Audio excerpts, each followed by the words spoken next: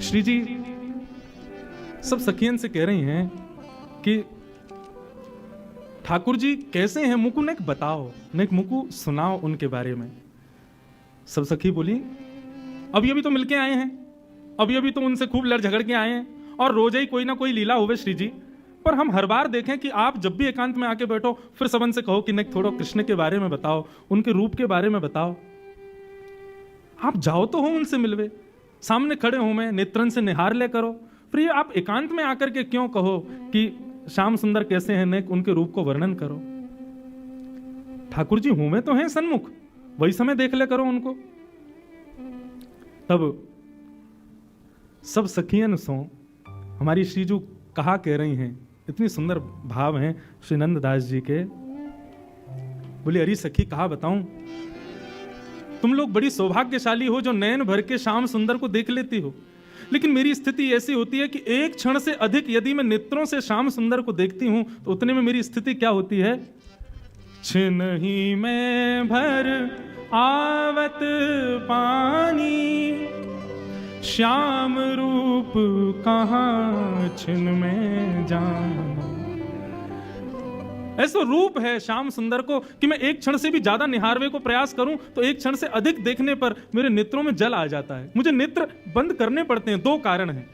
पहले तो जल आ जाता है, कहीं और रुदन ना हो जाए, कहीं और जल आया तो श्याम सुंदर श्रमित हो जाएंगे। वो जो लीला हमारी मान की थोड़ी झगड़े की चलती है, उस बीच में यदि अश्रुपात हो जाए तो ऐसा लगेगा रस में नमक घोल दिया हो। इसलिए मैं जानबूझ करके श्याम सुंदर से अपने नेत्रों को बचाती हूं, उनको नहीं देखती। क्यों? एक क्षण से अधिक देखूं तो नेत्र सजल हो जाते हैं।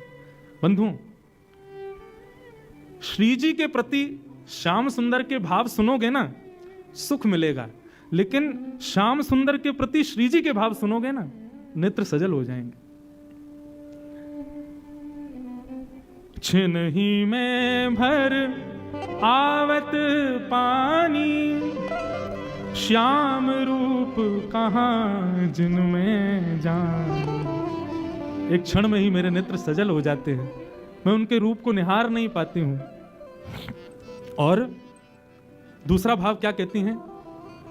दूसरा भाव मैं ठाकुर जी को इसलिए नहीं देख पाती, नयन दो छवि अमित अगाधा। अरे सखियों, श्याम सुंदर को रूप तो अपार है, और वह अपार रूप को देखवे के काजे नेत्र केवल दो ही हैं हमारे पास में।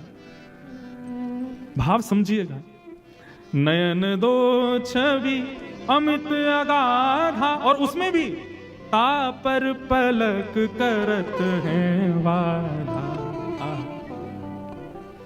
एक तो इतने सुंदर श्याम सुंदर, और उनको देखवे के काजे या जड़ विधाता ने दो ही आंख दी है, और इन दो आंखन से भी उनको निहारवे को प्रयास करें तो जल तो आ ही जावे, वासे पहले ये पलक भी बाधक बन जाती हैं। बीच बीच में देखते देखते आंखें भर आती हैं, और उसके अलावा भरें भी ना तो आंखें श्रमित हो जाती हैं, तो पलक गिर जाती हैं। श्याम सुंदर सामने हो उस समय पलक गिरती हैं, तो गोपियां गोपी गीत में कहती हैं, त्रुटिर युगायते त्वाम पश्यताम जड़ उदीक्षताम।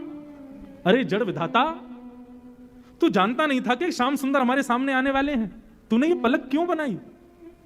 आपको पता है देवताओं में और मानव में अंतर क्या है?